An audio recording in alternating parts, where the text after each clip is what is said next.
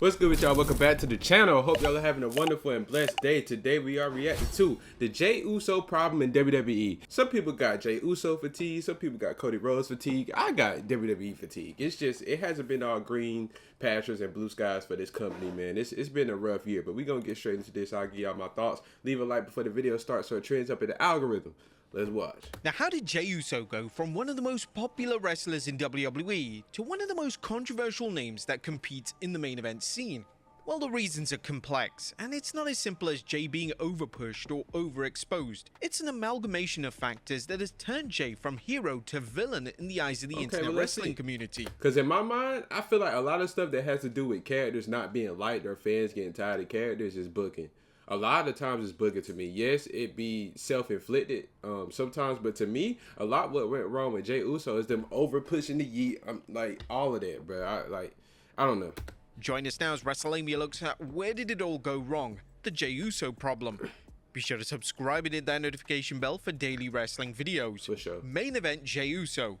Now in 2020, WWE needed an established name to feud with Roman Reigns. Reigns had just started his epic heel run, and the name WWE decided to go with was Jey USO. This was a huge risk, as Jey wasn't known for being a single star, and WWE's reasoning was mainly due to the family ties between both men. Jey would be the babyface in the feud, and to say that he over-delivered in the story would be an understatement. Jey had a number of PLE encounters with his cousin, and each of these were outstanding. Jey didn't just bring it in the ring, his storytelling was magnificent, and in a space of 2 months, Jey went from a tag team wrestler to one of the most grounded, likable, and driven characters in the entire company. Jey's work was so strong during this point in time that there were calls from fans to see him win a world title, and these calls were completely justified. But weirdly, WWE wouldn't continue Jey on the singles babyface path, as he would quickly rejoin Reigns, and he would mainly begin to wrestle in tag team matches alongside his brother Jimmy once more. This was a confusing call, but with the work of the bloodline that followed, this was another opportunity for Jey to flesh out his character. The work of Jey within the bloodline itself received critical acclaim, as Jey was an amazing character who was humorous, yet he had the depth and substance, and it was easy to see why he was a primary character on television during this beloved era. Singles career resurgence. It was in 2023 when WWE decided to once again revisit Jey as a single star. He would pick up a huge win in a tag team match at Money in the Bank 2023, and he was the first man to pin Roman Reigns in a number of years. This opened the door for Jey to challenge Reigns for the WWE World title in the main event of SummerSlam. Sadly, this main event match failed to live up to expectations. Whoo! Oh Lord, boy.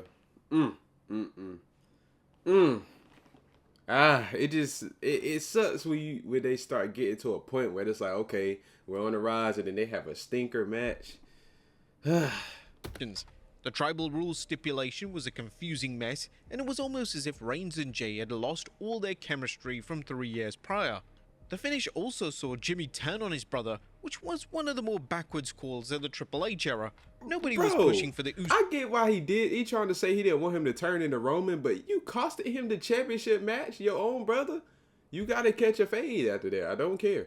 Usos to break up, and Jimmy turning on Jey and siding with Reigns made zero sense whatsoever. WWE would continue with Jey as a solo act, but this would take a momentary pause so Jey could team up with Cody Rhodes. The short-lived team was incredibly successful as he had fantastic matches, and their real-life friendship and bond came to the forefront. WWE would then revisit the feud between Jey and Jimmy, but in a weird move, they kept them separate for so long that by the time the feud was revisited, nobody cared. WWE put minimal effort into the build of their WrestleMania 40 match. Nobody asked for this. We knew it was coming, but nobody asked for this. I'm not going to keep pausing because I don't want this video to be super long, but this is what I'm talking about. I get what he was saying at the beginning of the video, but booking is what ruined him. I'm telling you. You could try to take whatever input, this right here happened. No, the booking is what ruined Jey USO. It's what's ruining Cody Rhodes for me. Triple H is doing a terrible job. One of the worst WrestleMania matches of all time. It was flat, boring, and the two wrestled like they didn't want to even be there. The two would spam super kicks for 10 minutes, and the crowd didn't know what to make of the match. It would have been out of place on a Raw or SmackDown, never mind the biggest show of the calendar year. Both men were critical of the match in the months that followed, and it was even stated that time was cut from the match, which could have factored into why it was so poorly put together. Frankly, the match should have never happened. The fans didn't want He to got on see a it, but the Thriller quality jacket. of the match did significant damage to both men, with fans questioning if both talents have what it took to be successful singles acts in the company. And what Jey is would that eventually win bedazzled singles gold jumpsuit as he you became got the on? Intercontinental Champion. This was great to see, and the crowd were firmly behind him. The yeet catchphrase was so universally over that the camera would often shake due to how much the crowd loved to take part in the chant, and Jey became one of the most captivating and interactive pro wrestlers WWE had under their roof. This led then to the yeet era.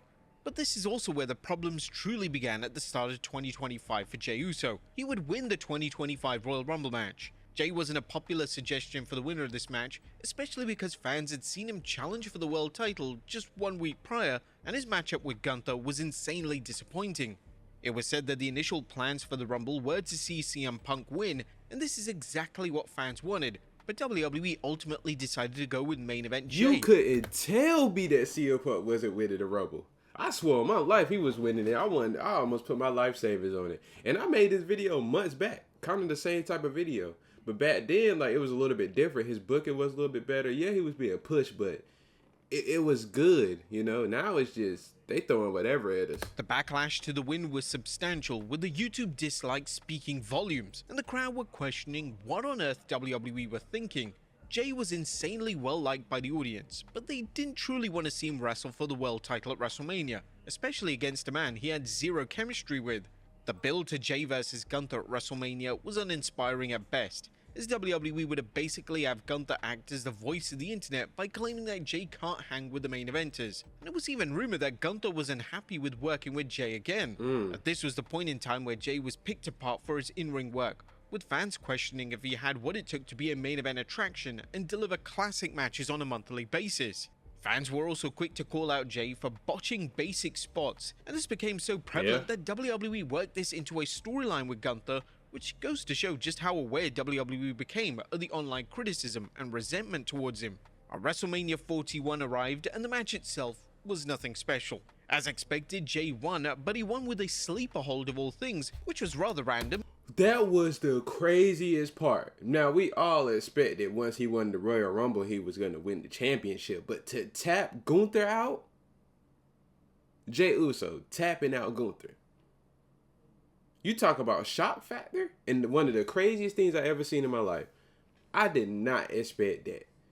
And honestly, I didn't think that match was that bad. It wasn't great, but Gunther's the type of wrestler you could put him in a ring with a broomstick, and, you know. As this wasn't even Jey's finisher, and Gunther being choked out wasn't the best look for the ring general. There was immediate concern that Jey wasn't going to be able to have good matches as champion, and they even decided to give him a brief reign of 51 days before he unceremoniously dropped the title back to Gunther on Raw. In the months since Jey dropping the title, he's been greatly overexposed by WWE, as he hasn't left the main event scene in any capacity. WWE's attempted to flesh out his character by showing inner turmoil, but this has confused those that support Jey, and it hasn't really impacted his reactions on television. When Seth Rollins went down with an injury, WWE would then have a battle royal to determine who would face CM Punk at Saturday night's main event, and the winner of this battle royal would be Jey Uso. Fans were urging WWE to go with LA Knight, but they once again went with Jey. We knew CM Punk. I knew CM Punk was going to win the world title back. Now, the only pushback I had was like with Seth Rollins being gone. You know, it kind of leaves like a little hole in CM Punk's plot, because him being the world champion it makes perfect sense when Seth Rollins is there. So like when Seth Rollins went down, I really didn't want to see neither of them win. Thank God it was Punk over Jey, but bro, we could have got LA Knight, bro. The backlash to this was even worse than the Rumble win, and the YouTube upload of the match was one of the most disliked videos WWE have ever uploaded. The backlash was the talk of the wrestling world, and it was clear that the internet fans were sick of Jey and wanted to change the scenery in the main event picture. Weirdly, these reactions once again weren't felt in the arenas, as the crowd still loved him. However, it was argued by some of Jey's biggest critics online that the yeet chant was over, and Jey himself wasn't over. Whether this is true is up for debate, but it's extremely rare to see the internet reaction to a wrestler fail to translate to the weekly crowds. The match versus CM Punk was a TV match at best, and one notable spot in the match saw Jey botch a neck breaker. Oh, that was nasty. That was nasty. A neck breaker botch. Punk so much that he kicked Jey right in the face. Jey received a ton of criticism for the quality of the match, and specific criticism was directed at the botch itself. Coming out of Saturday night's main event, WWE fans were urging WWE to give Jey's main event push a rest and reunite the Usos on a full-time basis. So what exactly is next for Jey Uso? Based on Raw, it appears that the main event push of Jey is continuing for the time being. Jey is set to be part of Team Punk at Survivor Series War Games, and Jey's inner turmoil is likely going to be the main story for the match. Will Jey turn heel and side with the Vision? Well, we can certainly expect more melodrama between Jey, Jimmy, and Reigns during the TV episodes leading up to Survivor Series. I don't really want to see that. I don't know how that makes sense. WWE need to move on from the Bloodline story arcs. It's appreciated that they're attempting to reignite some of the fire within Jey's character. That's unlikely to lead to a heel turn, as it ultimately makes no sense. Literally. Does Jey need a character reset? Well, sort of. The character work is there, but a heel turn isn't needed. Jey is so over with the audience, and he sells so much merchandise that it would make zero sense to turn him heel. What Jey needs is a break. Not a break from television or WWE, a break from the main event scene. Jey has been in countless world title matches, and fans are sick of the sight of him in those matches. A reunion with Jimmy is a smart move, especially with the Raw Tag Division truly struggling with top tag teams. The Usos reuniting in the division would instantly elevate the division, and then feuding with AJ Styles and Dragon Lee sounds like a fantastic program for television. And they could always revisit the Jey main event push down the line, but him taking a step back from the main event picture won't diminish his popularity. If anything, it'll make him even more popular. Those fans that are tired of his antics on television will get to see him in the tag division for an extended period, and then when the time comes that Jey is competing for the world title again, it may feel fresh and unique.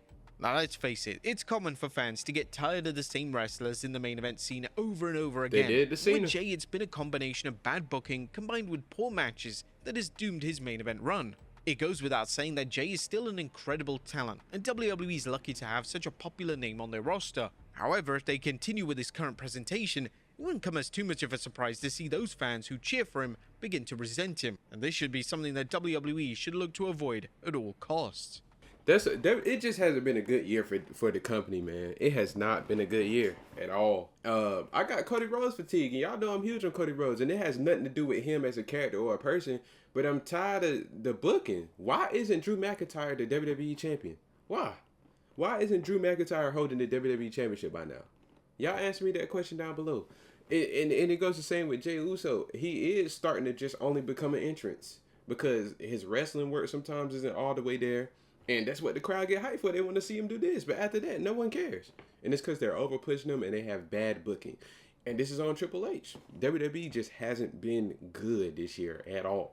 There's been little sparks here and there, but this year compared to last year, y'all let me know what y'all think down below. Like and subscribe if you're new. Leave a comment too. I'm going to try to get the wrestling videos back in the fold. I know it's been a little bad, but it's hard to react when the television is trash, man. But we'll do our best. I'm going to see y'all later. It's so hard to watch this stuff right now, man, but I know I got to get this content.